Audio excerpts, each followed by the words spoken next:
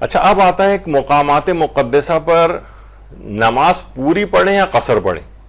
دیکھیے سب کے علم میں ہے کہ کسی بھی اگر شہر کے اندر جاتے ہیں تو 10 روز سے زیادہ کا اگر قیام ہوتا ہے تو نماز پوری پڑھنا ہوتی ہے، اور 10 روز سے کم کا قیام کسی ایک شہر میں، یہ سارے، کیونکہ آپ کو مقامات زیارت کا تو عام طور پر سفر ہوتا ہی 11-12 روز کا ہے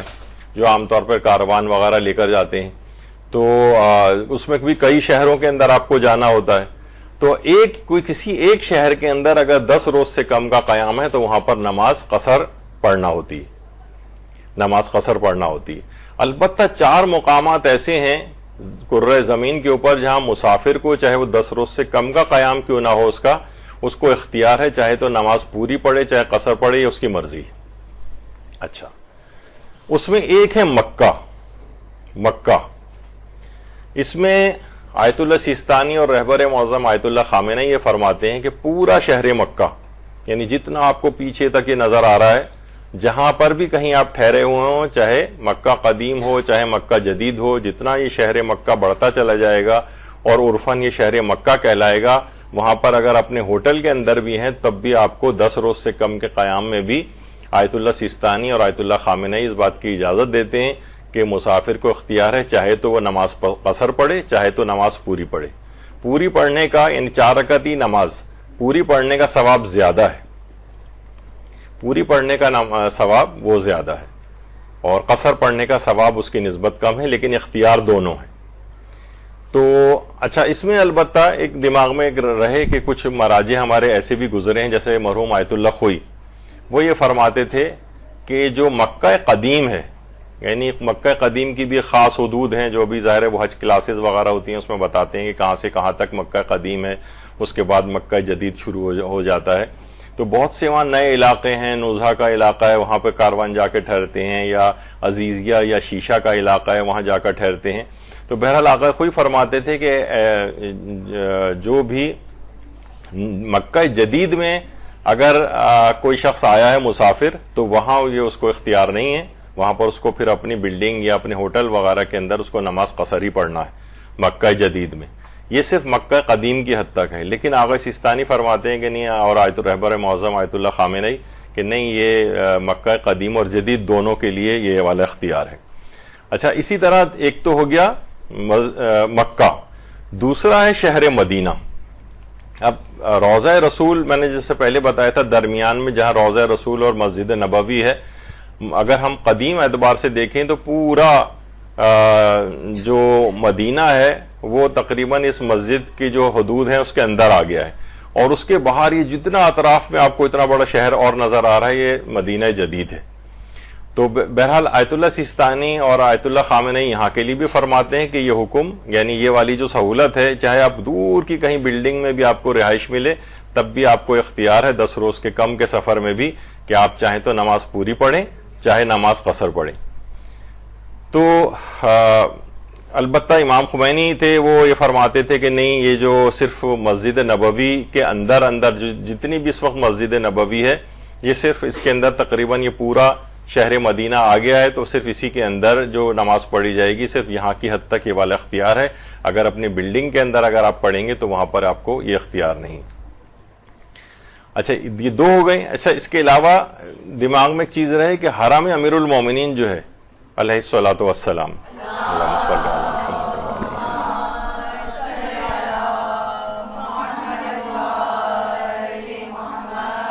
نجف میں یہ والا اختیار نہیں. بہت سے لوگ سوچتے ہیں کہ شاید یہ اختیار وہاں پر بھی ہے، نجف میں اختیار نہیں، اور 10 روز سے کم کا اگر سفر ہے تو عام طور پر 10 روز سے کم ہی کا سفر ہوتا ہے جو قافلے وغیرہ لے کر جاتے ہیں، تو اس لحاظ سے یہاں پر پھر اس کا اختیار نہیں ہے کہ وہ پوری پڑھنے کا، بلکہ یہاں پر قصر ہی نماز پڑھنا پڑے گی. اچھا کربلا جو ہے، کربلا میں بھی پورے کربلا میں اختیار نہیں. مثلا آپ اپنی بلڈنگ کے اندر ٹھہر رہے ہیں، ہوٹل چاہے وہ حرم کے بالکل سامنے ہی والا ہوٹل کیوں نہ ہو، تب بھی وہاں پر آپ کو یہ والا اختیار نہیں. کس جگہ پہ اختیار ہے؟ یعنی ایک ہو گیا مسجد الحرام میں اختیار تھا، مکے میں اختیار تھا، مدینے میں اختیار تھا، اور تیسرا اختیار ہے آپ کا وہ ہے حائر حسینی میں، حائر حسینی. اچھا اب حائر حسینی کس کو کہا جاتا ہے؟ اب دیکھیں یہ جو قبر امام مظلوم ہے علیہ الصلوۃ والسلام، اللہم صلی علی محمد وعلی محمد،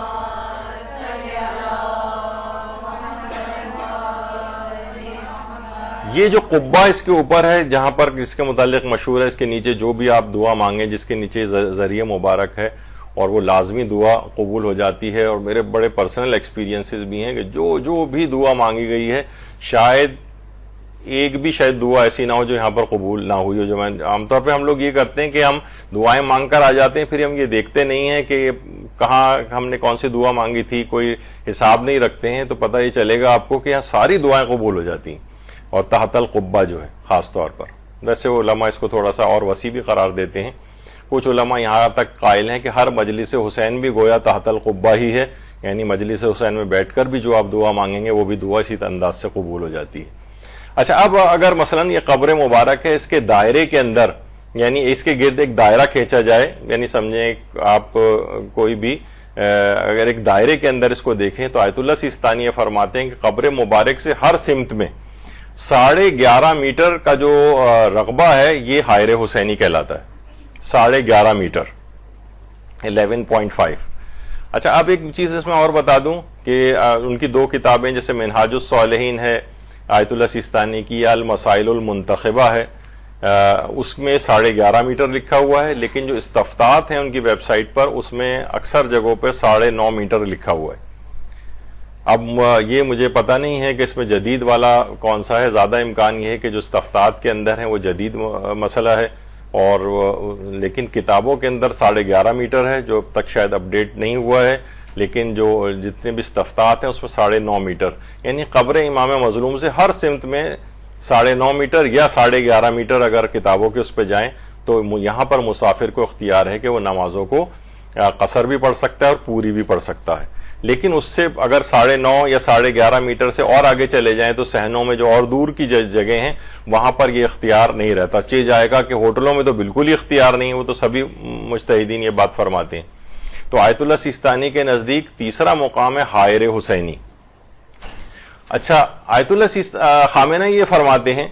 کہ یہ جو حکم تخیر ہے کہ نماز پوری پڑھیں یا قصر پڑھیں مسافر جو ہے در حائر حسینی اختصاص با تحت القبہ زیر گنبد، یعنی جو زیر گنبد تحت القبہ ہے صرف یہ اختیار وہاں کے لیے جو قبر امام حسین سے جو اس کا فاصلہ ہے وہ 2 یا 3 میٹر کا ہے.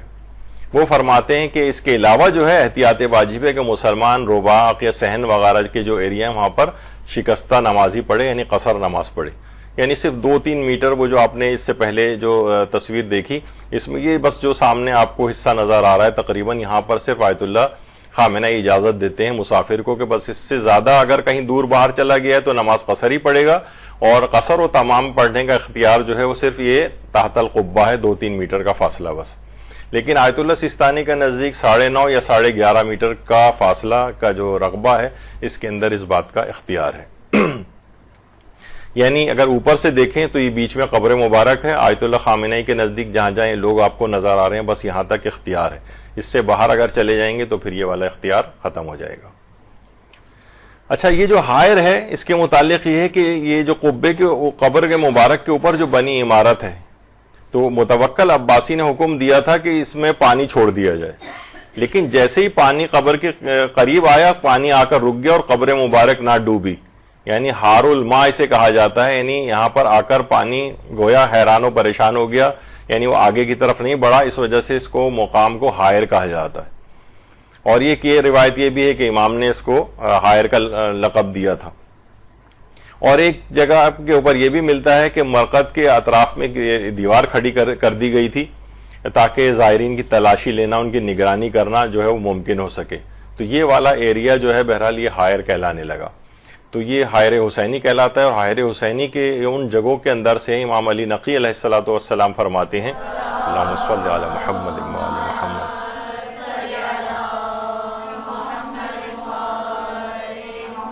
کہ کچھ مقامات ایسے ہیں جہاں اللہ کو اسے پکارا جانا بہت پسند ہے، لہٰذا جب بھی کوئی اللہ کو پکارتا ہے تو خدا اس کی سن لیتا ہے، اور حائر حسینی انہی جگہوں میں سے ایک جگہ کا نام ہے. یعنی حائر حسینی جو بھی دعا کی جاتی ہے اس جگہ پر جا کر اس موقع کو انسان ہاتھ سے نہیں کھوئے اور وہاں پر جا کر ضرور دعا مانگے. اچھا، اب تیسرا، 3 مقام تو وہ ہو گئے تھے، چوتھا مقام ہے وہ ہے مسجد کوفہ. مسجد کوفہ یعنی مسجد کوفہ میں زیادہ تر بلکہ تمام مجتہدین کے نزدیک یہاں پر مسافر کو قصر اور تمام پڑھنے کا اختیار ہے. لیکن آیت اللہ سیستانی یہ فرماتے ہیں کہ یہ اختیار فقط مسجد کوفہ کی حد تک نہیں ہے بلکہ پورے شہر کوفہ کے لیے. یعنی پورے شہر کوفہ میں، حتیٰ کہ اگر آپ اپنی بلڈنگ کے اندر بھی اگر ہیں اور وہاں پہ بھی نماز پڑھ رہے ہیں تو وہاں پر بھی آپ کو اس بات کا اختیار ہے. اگر کوفے میں مثلا آپ کی رہائش ہے، عام طور پہ یہ ہوتا ہے کہ لوگ نجف میں رہائش اختیار کرتے ہیں اور اس کے بعد بسوں وغیرہ کے ذریعے کوفہ جاتے ہیں، پھر شام رات کو واپس آ جاتے ہیں. تو بہرحال اگر مسجد کوفہ میں جا کر نمازیں پڑھ رہے ہیں تو سارے مراجع کے نزدیک مسافر جو 4 رکعتی نماز پڑھے گا اس کو اختیار ہے کہ یہاں 2 رکعت بھی پڑھ سکتا ہے اور 4 بھی پڑھ سکتا ہے. اور آیت اللہ سیستانی کے نزدیک تو پورے شہر کوفہ میں بھی یہ اختیار ہے کہ کسی بھی جگہ مسجد سے باہر بھی کہیں اگر اس کو نماز پڑھنی پڑ رہی ہے تو یہ مسافر کو اختیار مل جاتا ہے. اور اسی طریقے سے لیکن آیت اللہ خامنہئی ہیں وہ یہ فرماتے ہیں کہ نہیں، اختصاص فقط اور فقط جو ہے وہ مسجد کوفہ کی حد تک ہے. مسجد کوفہ. اچھا، اب آ جائیے مسجد سہلہ. آیت اللہ خامنہئی اور دیگر اور مراجع جو ہیں وہ کہتے ہیں کہ نہیں، کیونکہ اختصاص فقط مسجد کوفہ کی حد تک ہے تو اس لحاظ سے مسجد سہلہ میں یہ اختیار نہیں. لیکن آیت اللہ سیستانی فرماتے ہیں یہ جو خصوصیت ہے پورے شہر کوفہ کو حاصل ہے. تو یہاں پر اگر مسجد سہلہ میں بھی اگر کوئی شخص نماز پڑھے گا تو وہاں پر بھی اس کو اس بات کی اجازت مل جاتی ہے کہ وہاں پوری بھی پڑھ سکتا ہے نماز اور قصر بھی پڑھ سکتا ہے، کیونکہ پورے شہر کا مسئلہ آ گیا ہے. یعنی پورے مکہ شہر، پورے مدینہ شہر، حائر حسینی وہ خاص جگہ 11.5 میٹر یا 9.5 میٹر کا فاصلہ امام حسین کی زرعی میں، اور چوتھا ہے شہر کوفہ. شہر کوفہ. لیکن اور جو مراجع ہیں آیت اللہ سیستانی کو چھوڑ کر وہ کہتے ہیں نہیں، صرف مسجد کوفہ کی حد تک یہ والا اختیار ہے. تو زائرین جب جائیں تو وہاں پر ان تمام چیزوں کا خیال رکھیں. مسجد سہلہ میں البتہ آغا سیستانی کے مقلدین پوری بھی پڑھ سکتے ہیں، 4 رکعتی نماز اور قصر بھی پڑھ سکتے ہیں. یہ مسجد سہلہ موجودہ اب جو صورتحال میں جو مسجد ہے بہت پرشکو اور بہترین مسجد بن چکی ہے. تو بہرحال یہ ایک ہو گیا اس کے اندر کہ آیت اللہ سیستانی کے فتوے قبر امام حسین کے اطراف میں 11.5 میٹر کے اندر مسافر کو اختیار ہے کہ نماز پوری بھی پڑھ سکتا ہے اور قصر بھی. اس سے زیادہ فاصلہ ہو جائے تو پھر 10 روز سے کم کے قیام میں نماز قصر ہی پڑے گا. اور مسجد کوفہ و سہلہ بلکہ پورے شہر کوفہ میں مسافر کو اختیار ہے کہ 10 روز سے کم کے قیام میں مسافر نماز پوری بھی پڑھ سکتا ہے اور قصر بھی. لیکن عراق میں شہر کوفہ کے علاوہ کوئی اور شہر مثلا نجف ہے یا حائر حسینی کے علاوہ شہر کربلا کے دیگر علاقوں میں اختیار نہیں ہے اور وہاں پر 10 روز سے کم کے مسافر کو نماز قصر ہی پڑھنا ہے. تو بہرحال یہ ہے مسئلہ. لیکن جو اگر ان کی جو اور سوال و جواب کی جو سائٹ ہیں اس کے اندر آپ نے دیکھا کہ کربلا میں 9.5 میٹر زرعی کے اطراف میں صرف مسافر کو اختیار لکھا ہوا ہے. تو بہرحال یہ جو ہے مسئلہ 9.5 میٹر والا اور 11.5 میٹر والا یہ تھوڑا سا 1-2 میٹر کا اس میں اختلاف چلا آ رہا ہے. تو بہرحال یہ اس کو دیکھ لیں کہ کوئی احتیاط کرنا چاہے تو احتیاط کر لیں. اچھا، یہ اختیار فقط نمازوں کی حد تک ہے، روزے میں یہ والا اختیار نہیں ہے کہ آپ کو مسافر کو اختیار مل جائے کہ 10 روز سے کم کے قیام میں وہ مثلا روزہ بھی وہاں پر رکھ سکے. 10 روز سے کم کا جو مسافر ہے اس کو نماز میں تو یہ اختیار ہے کہ قصر و تمام کا، لیکن روزے میں اختیار نہیں ہے. یعنی وہ روزہ نہیں رکھ سکتا 10 روز سے کم کے قیام میں. مدینے میں البتہ ایک مسئلہ آتا ہے کہ حاجت کے 3 روزے رکھنے کا، لیکن اس کی ایک ڈیٹیل الگ ہے اور اس میں کافی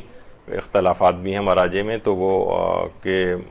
کیا طریقہ کار نظر کرے گا یا قضا روزے اس کے اوپر ہیں تو نظر ہو سکتی ہے یا نہیں، بہت سارے اس کے اندر آتے ہیں مسائل جو فی الحال حج پہ جانے والوں کے لیے ہے یا مثلا عمرے وغیرہ پہ جو جاتے ہیں ان کو پیش آتے ہیں، لیکن فی الحال اس میں ہم نہیں جا رہے.